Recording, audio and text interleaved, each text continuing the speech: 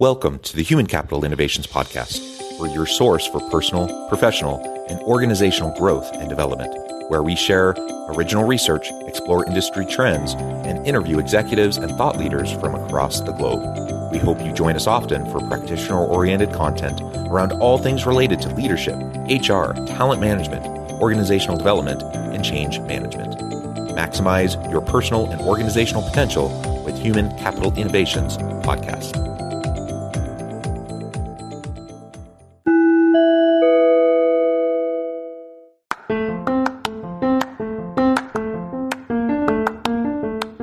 Do you enjoy the Human Capital Innovations Podcast?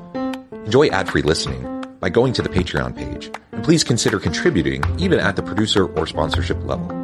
And please leave a review. Thank you for your support.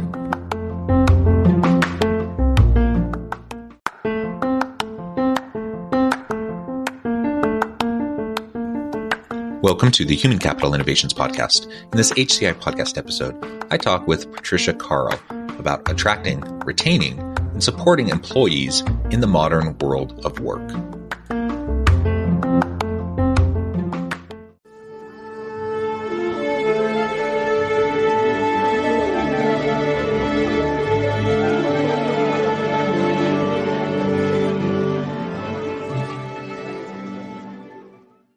PHRca, welcome back to the Human Capital Innovations Podcast. Thank you so much. Thanks for having me again. It's a pleasure to be with you. It's been a hot minute since we last chatted. I think it was probably late summer, early fall of 2020. So we were in the throes of the pandemic.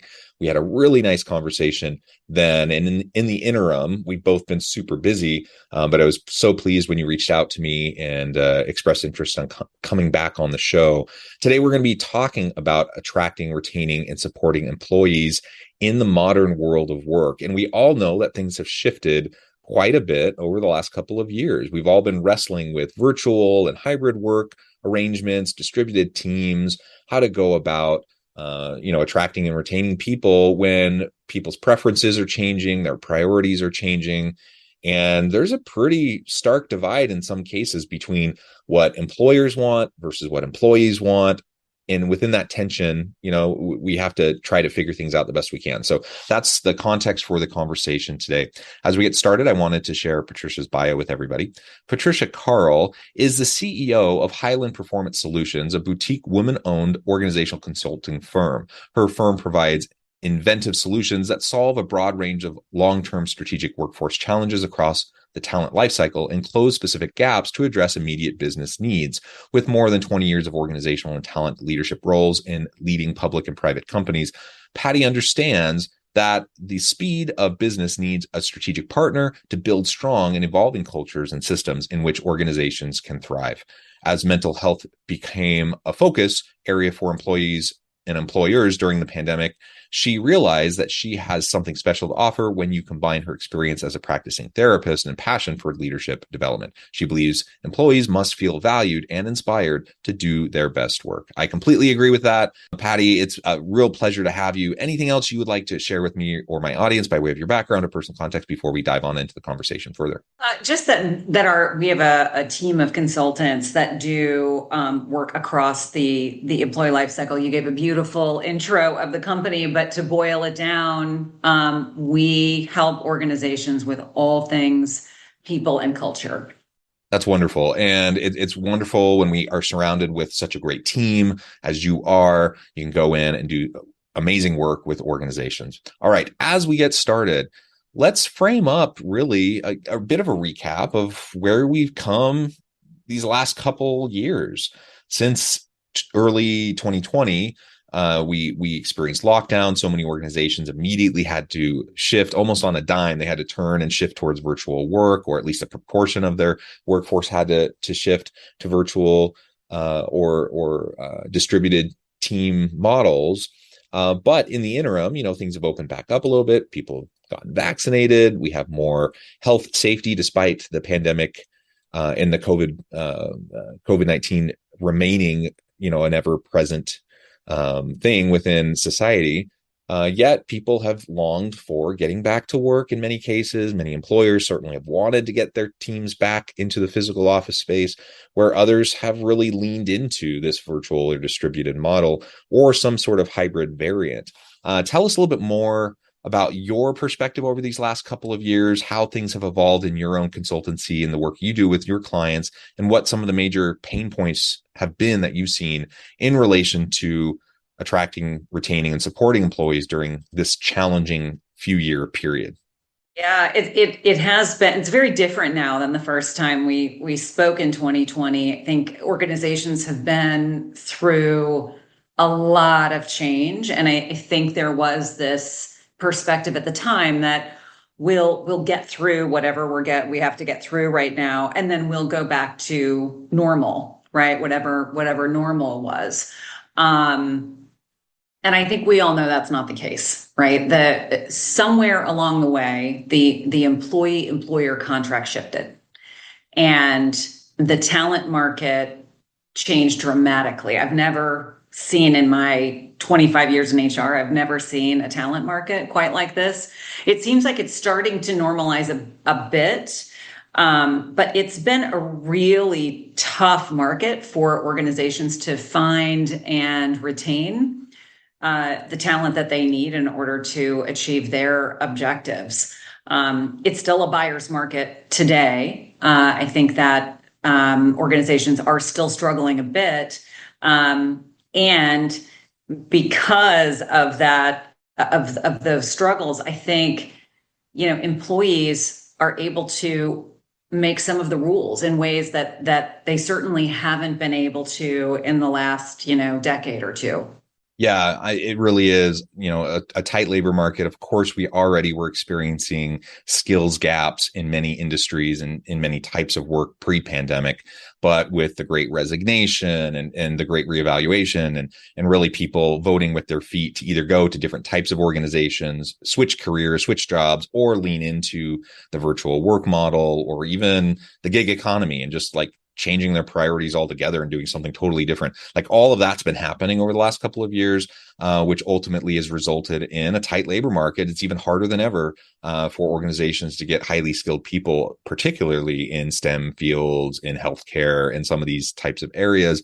And so as we're wrestling with that and trying to get great people and not only get them, but keep them, hang on to them so they don't jump ship and go to the next offer, for better pay or more flexibility or whatever, that's just been an ongoing huge challenge. And we can't forget the power that employees have and the labor market has in general right now. So with all the things we're going to be talking about today, regardless of what employers want, regardless, if I'm the CEO or I'm an executive or I'm a manager and I want my team to do X, Y, or Z, that only goes so far because there's a lot of power and voice within the labor market right now. And I have a choice. I either try to force my vision of how work should function and how it should be designed onto my people and the people I'm trying to attract and retain, or I can listen to them and try to accommodate as much as possible, as much as reasonable, and be as flexible as possible to help it attract and retain good people.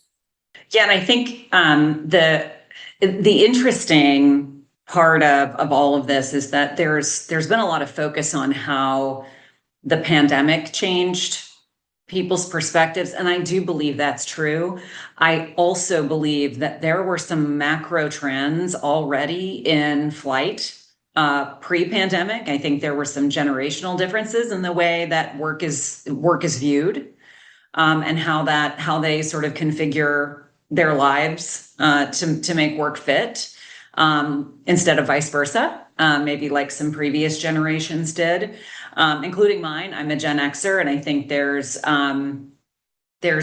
a different relationship with work, or has been, than what millennials and certainly Gen Z as they enter the workforce are expecting. And so Can I just double click on that really quick? Because I think that's a super, super important point. Now, we don't want to overgeneralize. Obviously, within generations, there are, everyone's individual. Everyone has their individual perspectives, their values, their priorities, whatever, right? Acknowledging that, with that caveat said, we do see some general generational trends. And you're absolutely right. With millennial and Gen Z, generally speaking, they want their work to work for them and to fit in with their life, not the other way around. And that's just the reality. Like, we just have to face the fact that they're not going to try to shove their life into a small box for work. They're just not. That's not their priorities. That's not what they desire, again, generally speaking. So again, if we can just acknowledge that, then we can move forward with strategies on how we're going to work with people that have that perspective, right?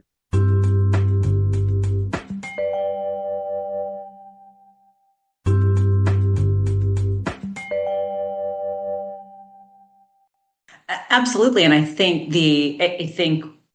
it's kind of a polarizing topic in some ways, because we hear terms like quiet quitting, and we hear great resignation, and we hear all of these things. And I think we hear people don't want to work like they did anymore.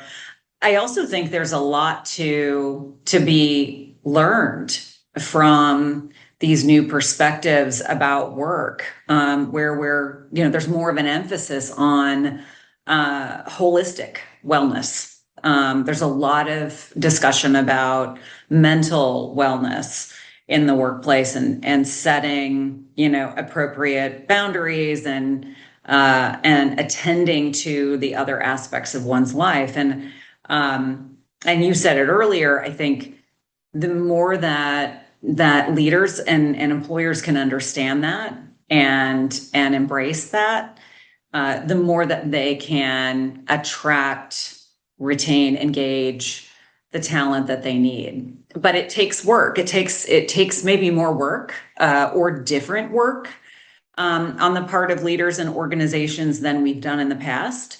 And there's, certainly lessons to be learned and muscles to be built in order to meet those demands. But I think it's a good trend. I think it's a positive trend that will benefit not only workers, but also organizations.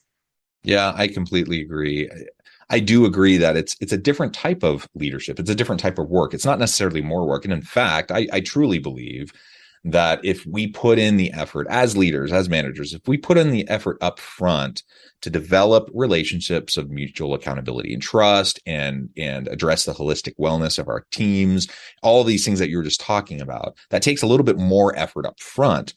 But it takes less effort in the long term, I believe, because you create more self-sufficient, self-renewing, self-sustaining types of team work environments and cultures where people, they need support and they need development and they need all those sorts of things.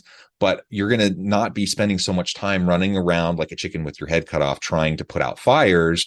Rather, you're going to spend that energy developing your people. You're going to spend that energy being strategic. You're going to spend that energy being more innovative and creative, which will help, I think, in how you're spending your time and expending your energy in the long run. So I do believe in the short term, it might take a little bit more effort, but in the long run, yeah, I think you're going to be way better off. The modern world of work and the knowledge economy, it just demands a different set of leadership competencies and capabilities than what was the dominant model in previous generations.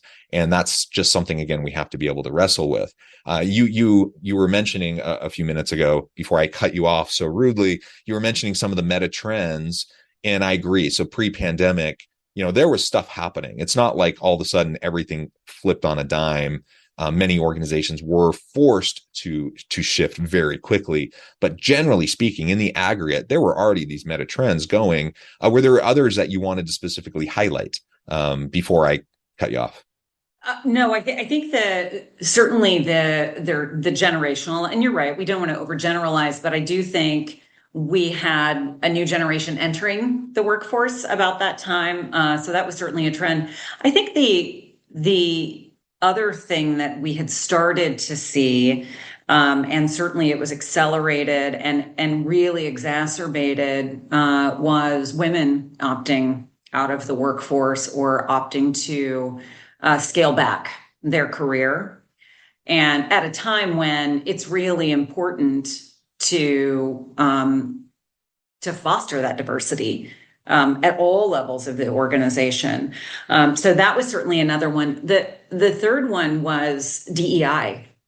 I think as we had Black Lives Matter and all of the different protesting and all of that went on, I think it really made organizations take notice of how they could be different and how they could be more inclusive and how they could be more intentional about it, and that workers demanded it. It's what they wanted to see, and it was what it was going to take in order to have the leadership the diversity in your leadership, the inclusivity in your organization, and the ability to be successful and compete in a global market. And so all of those things, that's a confluence of a lot of things that happened during the pandemic that were potentially in flight, but really came to a head during the pandemic. And organizations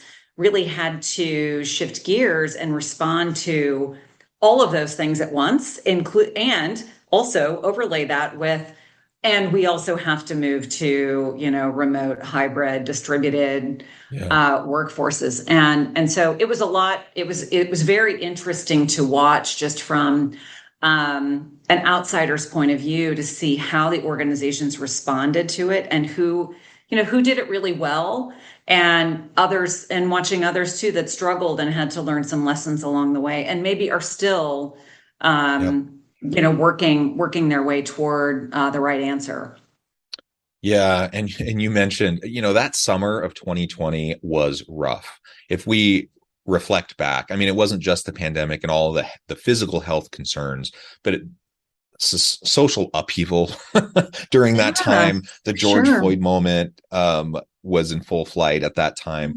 And frankly, because people were isolated and in their homes, and so many people weren't having the normal social interactions with each other, we all had time to consume probably unhealthy amounts of media at that time. So people were paying attention. Like, people were really paying attention to the George Floyd incident and how horrific that was. And all of the ramifications of that, right? Which led to the protests and all the other things. So it was economic upheaval, it was social upheaval, it was health upheaval, and the shifting nature of work all happening all at the same time over that summer into the fall, and et cetera. Man, it was a really rough time, and we can't overstate, I don't think, the impact that had on leaders and their people in their teams, and why that influenced things like, the Great Reevaluation, or like you referred to a minute ago, quiet quitting. That is now something organizations are really wrestling with. Now, I think back to, something you were saying a few minutes ago. I'm like the Zennial generation. So I'm like that little in between Gen X and millennial, born in the late 70s, 79. And so I really kind of resonate with both groups quite a bit. But I think about the frustrations I've had with models of work and leadership my entire career. And in many of those ways, I resonate quite more with millennials. And when I hear things, like you said, it's polarizing. You're absolutely right. There are people with very, very strong opinions about things like the Great Resignation or quiet quitting and such. When I think about it, though, and someone says, "Oh, you're entitled. You young people are entitled. You just want to. You're not willing to put in the work that previous generations were, or whatever," and they list us off all these things. I mean, to an extent, that's true, I suppose, in the aggregate, but every generation has different shifting priorities. And in many ways, I think, certainly I'm biased, but certainly for me, I love how things have been shifting in recent years. Things that I have wished would be shifting faster my entire career since the early 2000s, when I was, my first jobs in the late 90s, early 2000s, things that I was so frustrated with. I'm so happy that many of the things that I've been frustrated with for decades are now changing more rapidly. Does that make me entitled? Perhaps, maybe. Does that make young people entitled? Perhaps. And I understand where that's where a lot of the polarization comes in. But ultimately, I think it's just good leadership. I think it's just good organizational and work design. I think we're just learning how to be more flexible and agile and innovative, all of which I think overall are positive things. So I'm really happy to see these shifts.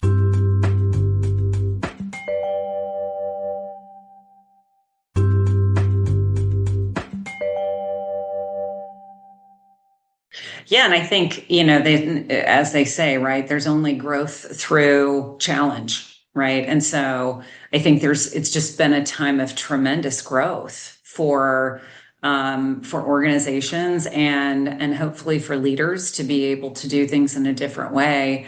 The thing that I was really encouraged to see that like you, there are things I've been frustrated with during my HR career, and one of those was flexibility. As a working mother, there wasn't a lot of flexibility that was built into the work that I was doing, especially as I continued to ascend into leadership roles. It got less flexible. And so I always tried to bring that flexibility to my team. And if I was able to advocate for working from home or flex work, I always did. But it was typically a battle, right, within organizations, where the organizations would say things like, well, those jobs can't be done remotely. And until they were, right? And then they were, everyone sort of proved out, the hypothesis that those jobs could be done remotely. And so now it's sort of placed some organizations on their heels a bit, because asking folks to come back when it's been working really well for a couple of years now. There's been it's been just one great big case study. I think there's work to be done with organizations on at least if not embracing remote work entirely, that there is a happy medium, and that the flexibility that folks are demanding and asking for will ultimately benefit them in terms of the talent they're able to secure and retain. And frankly, I just think you inspire people to be loyal to you when you give them, when you sort of in kind give them, your trust and your confidence that they can work remotely, and that you see them as a professional, and you're willing to allow them the flexibility to attend to the things in their lives that are important. I think you get that back in spades from your team members. I completely agree. I've done actually quite a bit of research on this point in terms of work flexibility for the last decade and a half. And certainly during the pandemic, we've seen shifts in preferences. But people have desired flexibility for a long time. And you highlighted, for example, working mothers. That's one subset, right, of people that have really benefited from more flexible work arrangements. And the question is, do the old models, are we required to maintain those old models? And I think the pandemic has demonstrated people might have been forced kicking and screaming to move into more flexibility in virtual work and such, but it's demonstrated, it's proven, this experiment has shown that there are many jobs that we thought never could be done remotely that are perfectly fine to be done remotely, and in many cases have increased levels of productivity and innovation among people performing those jobs. And when we look at, say, working mothers, for example, or working fathers, or any family dynamic where you need some flexibility, it's a huge benefit. So from a DEI perspective, let's think about the huge benefits that have come from flexibility and virtual or hybrid work arrangements, from distributed teams. I can choose good talent from anywhere in the world, as long as, we can have some alignment in terms of time zones and some synchronous meetings when they need to happen. But otherwise, I can have anyone from anywhere in the world work for my organization, which means I'm not limited to a geographic location, and I can have the best talent from all backgrounds, cultures, socioeconomic status, gender, religion, race, ethnicity, whatever the category, we can have it. The sky's the limit in our organization, and we don't have those former restrictions if we can lean in to these sorts of more flexible models. And that's one of the things I'm actually most nervous about as there's this push towards getting more people back into the workforce. How is that going to disproportionately negatively impact potentially people from more disadvantaged populations or marginalized populations? How's it going to disadvantage, say, working mothers or others that just need that kind of flexibility? I think there's a lot more research that needs to be done in that area, but I think at least the early signs are that, for example, women disproportionately take on more home work in terms of childcare, elder care, housework, those sorts of things. And so, yeah, flexibility matters. It matters for that population. Let's make sure, if we're requiring people to come back in person, let's make sure that actually matters. And it's not just my personal preference as a leader. It's not just an Elon Musk mandate that everyone needs to come in to the office or you're gone. And maybe for Tesla, that is something that's necessary. I have my doubts, but I think it's more just a personal preference. And when we lean into personal preference rather than what's actually required for the work that needs to be done, I think we just limit ourselves unnecessarily so. Yeah, and also personal preference isn't very representative, right? So what might work for the leader of a company may not at all work for rank and file employees or even their leaders in the organization. And I do think there will be a natural selection, right? Talent will, to your point, vote with their feet. And I think it will be difficult. And we've already seen some organizations reverse their stances on coming back into the office when they started to see attrition. And so, while it remains a buyer's market from a talent perspective, I think folks are going to continue to make the choice for flexible work. And the organizations that are offering it will continue to win out. Yeah, I think so too.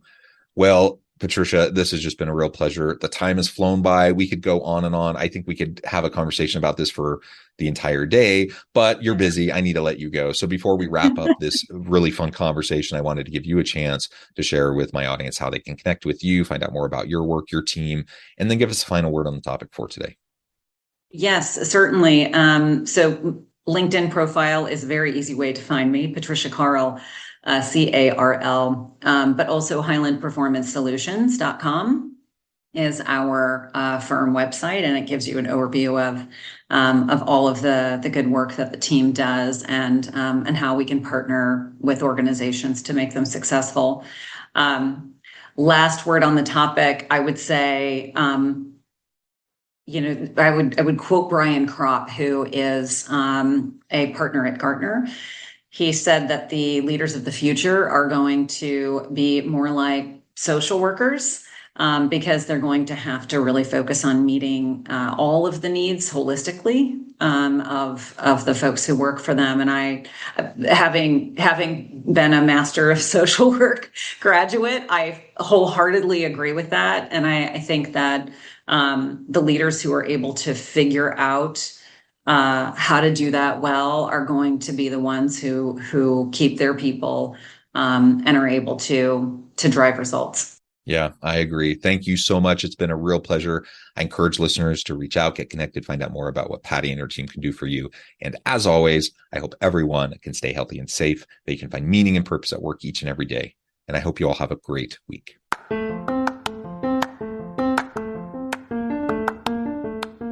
Do you enjoy the Human Capital Innovations podcast? Enjoy ad-free listening by going to the Patreon page, and please consider contributing even at the producer or sponsorship level. And please leave a review. Thank you for your support.